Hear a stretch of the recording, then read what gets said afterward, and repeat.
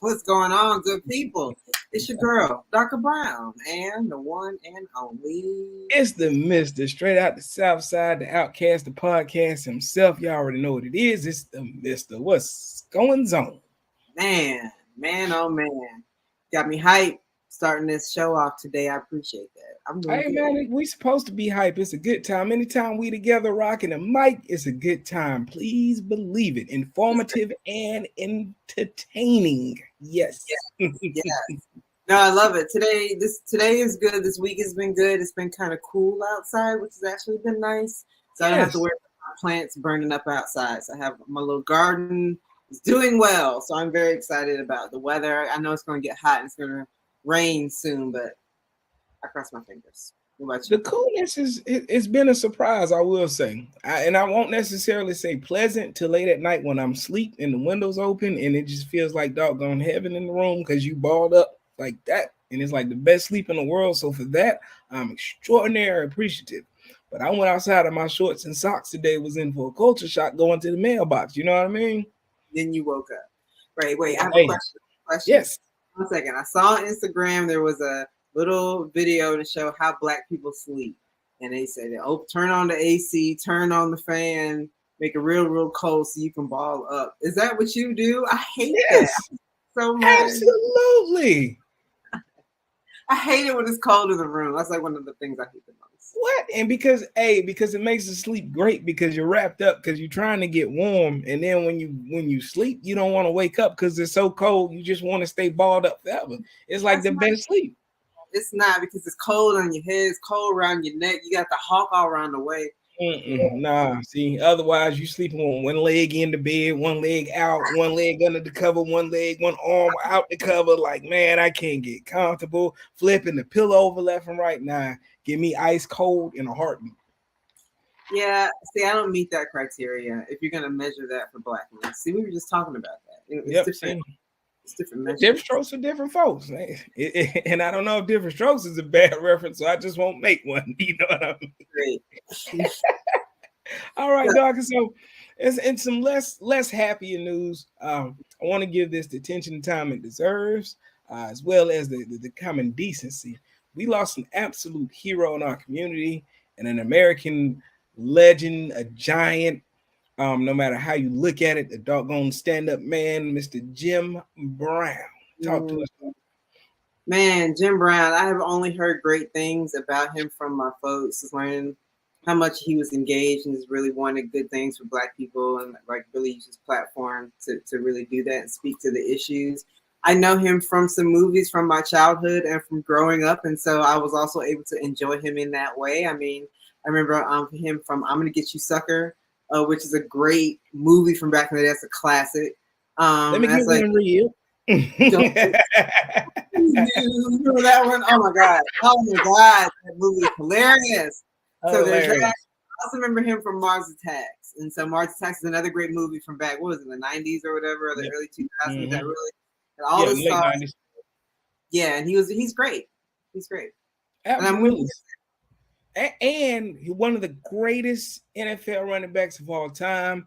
The man was so great. He led the NFL in all-time rushing when he retired because he was tired of dealing with racism of the NFL and with Hollywood and was dealing with like civil rights issues and things. So a true hero, you know what I mean? Colin Kaepernick is one who's kind of went out in that same vein as Jim Brown. Some people talk about it. Some people really are about it. You know, some people can leave a sport. Some people can have that sport taken from them for supporting causes. But God bless them for supporting causes because everybody isn't willing. You know what I mean? Some people fold the second some money gets thrown in front of them. So God bless to the brother, his family. You know, thoughts and prayers for real. For sure. Yeah, R.I.P. Jim Brown. We gonna miss you. Definitely. So now we can get a little messy, kind of be ourselves. The Brat, who right now, if you don't know, is pregnant with a child. Her and her wife are expecting hopefully a happy, healthy, beautiful, energetic, extremely beautiful child very soon. Yeah, so happy for her. So happy. I mean, we know Brat from So was rap. she like a little boy? Like we thought she was the third member of Crisscross. Honey, we knew Brat was gay back then. I don't think we cared, but now I'm glad that she's able to be out and live and be like herself and experience this pregnancy. And it wasn't easy. That's part of what the stories that she's told, right? Like there's certain things that have to happen. You know, you're at a certain age. Like that shit is people don't understand. Getting pregnant, it's like that shit is a miracle. Literally, Yeah, that is a miracle. And so as a testimony, it doesn't happen for everybody. Please believe it. no, it doesn't. And so yeah, so the people talk what they said about her baby daddy, the choice that they made and how they made the choice. What they say. Right. So the controversy comes in where the brat basically said she chose to have a white baby father because the black men that whose specimens were available for her weren't attractive. She didn't use the word attractive. She used the worst word, but essentially she said, I'm gonna have a white man's baby because these black men aren't good enough. Or that's how many in the community interpreted it. Do you remember the word she used? I don't. I can't. I can search for it real quick, but yeah, I'll find it. Give me 2 seconds. Go ahead. So here's the thing. I mean, so I see myself as someone who is sensitive because of my own experiences, right? Being sensitive to people, black people who have internalized white supremacy in a way that they really do look down on themselves and people who are like them and people who are in certain life circumstances without considering all of the things and why people are in circumstances, right? Like I feel like I'm sensitive to that. But I feel like in this situation, if what she says is true, which I'm sure she has no reason to lie, her or her partner, they had a really short window.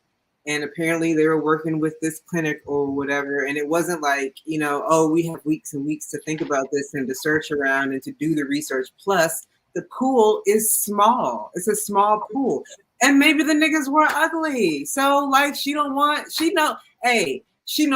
people. And I'm sure she know looking at them niggas, she don't want her kid looking like that. Ain't no wrong with that. So what's the problem? I'm just saying, there could have been some rapper, entrepreneur with a good gene pool that maybe her and her partner like that. They could have used that person as their specimen. You know what I'm saying? I mean, I just feel like it was kind of disrespectful to come out in a manner to say, hey, the black man wasn't good enough, so I'm gonna have this white man's baby. After hundreds of years of rape and oppression, you just say, fuck it. Just hey, you don't like this flavor, boom, just on to the next. But everybody doesn't see it like that. You know what I mean? Plus, so how Marcus is she supposed to go out into the world and locate these entrepreneur rapper men who are willing to give her sperm for her baby? How is that supposed to happen? Hey, most brothers ain't gonna have no problem volunteering their time for that particular situation, especially if they get some. Now, I'm just keeping things 100. You know what I'm saying? So all I'm saying is opportunities probably could have been there. But more importantly than that, I say this is one of those examples where she probably just should have shut up and not shared it and spared herself the controversy. Truthfully, it's one of those things that ain't nobody business. I definitely agree with that. We wouldn't have known until we saw the baby, and then it would have been like the Michael Jackson situation, which to this day, you know, still remains a mystery to some. But I mean, Is where you going, man? Is it though? No, it's not. I just say keep your business out the street. It's one of those things where you just over damn sharing, man. Especially if the reason was the brothers was ugly, man. Like, come on, man. You could have did better than that. You could have did better than that. Yeah, folks are quick to say bad shit about black women, you know what I'm saying? And no. Yeah. Some of you niggas ain't shit. Some of you niggas got knobby knees and shit. You know what I'm saying? Narrow hips. We don't want it. We don't want it. Especially if we're trying to raise children. You know what I'm saying? So good luck to the brat and her wife. Hopefully everything is good. Moving on, but staying in the relationship world.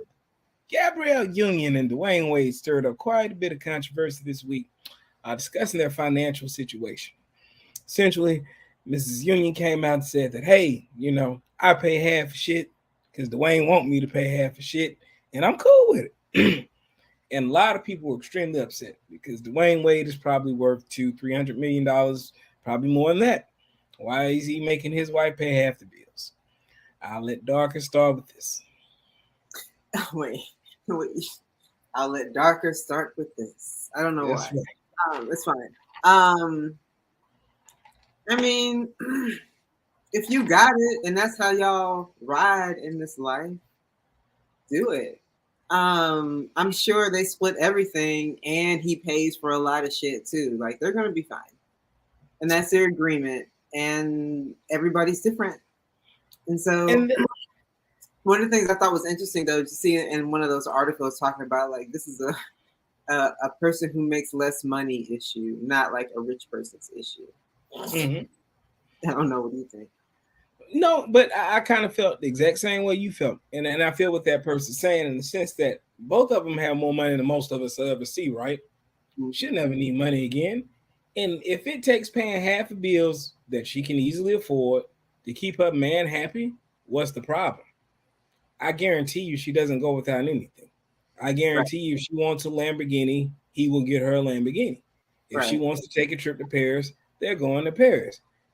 So I can understand on the outside looking in, you know, how it upsets people, but at the same time, Dwayne Wade went through a lot with his ex, with his baby mama, and he might just be very sensitive and traumatized around the money subject. What are And you it's going understandable. Well, you know, he ended up getting the kids from her, and it was just it's a lot. You'd have to go get into that. But that makes Yeah, sense. That's why he has his daughter. right. What? Yeah, exactly. That's why he has both kids because of Okay. that. And remember, he was still right. He had them when he was playing. He was a single father before him and Gabby was married. Gotcha. Right. And he had him with him, and it was like a whole lot with her. And I think she was homeless at some point. Like it was a lot. You know what I mean? So I'm thinking that, you know, maybe from a traumatic standpoint, he went through a lot. And then going to getting his kids and raising his kids, maybe he's like, look, I worked too hard for this for my boys that I actually raised by myself, and I'm not letting anybody come in here and take it. And who the hell are we to disrespect that? Yeah. But you know what else it makes me think of? Like I'm an organizer, right? I'm trying to always get people to, you know, make decisions together and point in the same direction and decide together like where we want to go. And I feel like one of the things I've learned is really important in organizing is buy-in, right? Like people have to be bought into what you're doing in order for them to come to the meeting, answer the email, come up to the event. You know what I'm saying? People have to be bought into it. It's almost like similar to how people don't respect things that are free, right? But if they pay some money for it, now all of a sudden they feel bought in, kind of, right? So like Right, I feel it's brand new to him. right. So it's like similar, like in your relationship, like if both people are bought in equally, like though that can give a sense of like confidence and I don't know what the word I can't think of the word right now, but like as you're moving together, Security. Yeah, yeah, mm-hmm. Yeah. And you know what I say too? It's a perfect example of one of those situations where it's best to mind your own fucking business and not letting outside people influence your good situation. Because Gabrielle Union's in a beautiful situation. So is Dwayne Wade. They could listen to all the negativity and she could kind of flip on things and mess up their situation, or they can continue moving smooth on the situation they are. And I ain't mad. You know what I'm saying? I mean, one thing I've learned in my marriage that I share with anybody who asks is that marriage is between two people until you start having kids, and then you know they become part of that. And the sooner you learn in any relationship that the most important opinion in that relationship is yours and your partner's, once you figure that shit out, everything else is gold, man. People are always gonna have opinions. They're always gonna have opinions. It's on you to let those folks outside opinions influence you. But once you get to that I don't give a fuck stage and you truly don't give a fuck about outside influences, shit is golden. Right. Right. It was Look, definitely I sound like Yoda right now. You know what I'm talking about? Yeah. Hey, and speaking of Yoda, sorry, side note, I was watching The Mandalorian. I just want to say on record, I'm so late to The Mandalorian, but the simple fact that Baby Yoda is not fucking Baby Yoda is kind of like pisses me off. And I feel like the whole premise when they brought him in was like, ooh, you thought it was Baby Yoda. And it's not till later that it ain't Baby Yoda. No, that's not Yoda, but we still don't know who he is yet. Grogu. So right. But no, I'm just saying we don't know who Grogu's parents are. He may very well be Yoda's son. Yeah, well, he may very well be a weird offspring of Yoda at some point. So, you know, hang on to your britches. Grogu's my dog, and we all happy about my man Grogu. What season you on yet now? I just started 3. 3 was phenomenal. And you got to watch the Book of Boba Fett now too. I heard about the Boba Fett. I'll check it out. Yeah, I'm a Star Wars nerd, and I'm proud of it. May the fourth be with you. Say yes. All right, Doc, it's time to be a little nosy now. This segment we've done once before. We said we were going to come back and visit it every here and there, and now would be here. So what's been going on over there? I don't have any prospects, but I do have strategies, which I think is really interesting. Yeah, I had a chance. I had someone that I was talking to that I know in my circle, and she was talking about like particular events that she like made sure to go to, because I mean, yeah, I'm thinking about the type of person, type of partner that I could like see myself with, and there are like certain kind of events and spaces where you can, you know, be in the mix and available to those kinds of people.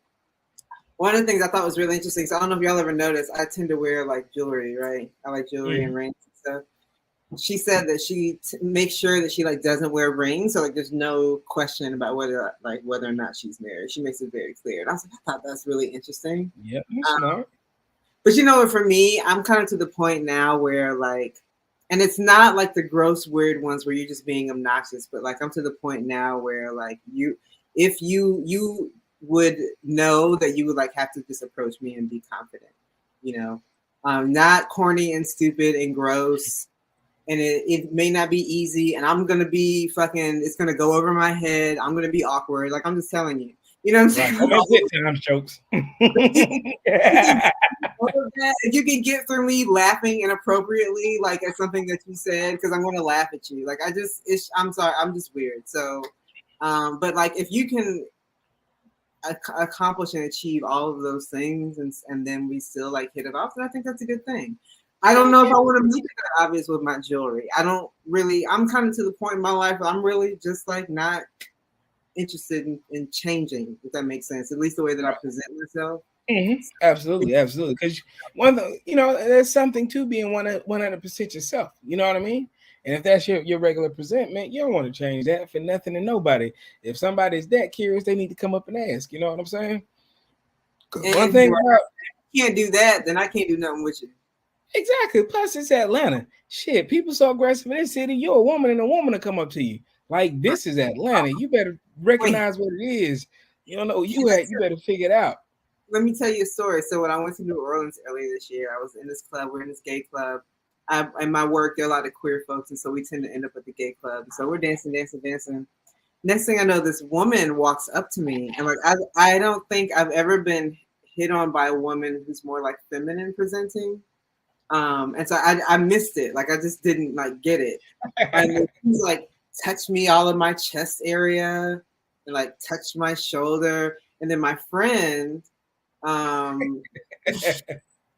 came over to her. He's a guy. And like they were dancing.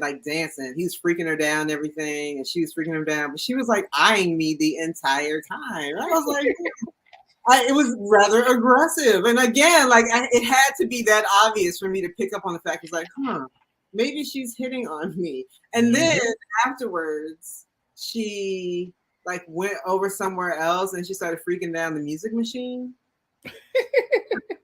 And then she was just there for like the night, and then she disappeared. But like she was like freaking down the music machine. But so like these are some of the instances I found myself in out of these streets. Yeah, man, you gonna have to learn to react, man. For real. You might be missing your Prince or Princess Charming over there. Honey, you know what I should tell on some of these shows? Some of my situations I found myself in the bar. I had to tell you about the white boy in New Orleans. That's a whole let's do that next time. We'll do situations at the bar. At the bar. I don't know. I'll figure that shit out. I got a week. Damn it. It's not a name. I just work to it, please. All right. Let's make it happen. You already know what it is. You got anything else for him before we get out of here, Darker? I ain't got nothing else. I had a good time. Always, man. We try to keep the people entertained and informed. You know what I'm talking about? All right, folks. Until then, we are out this thing. Y'all have a great one. Peace.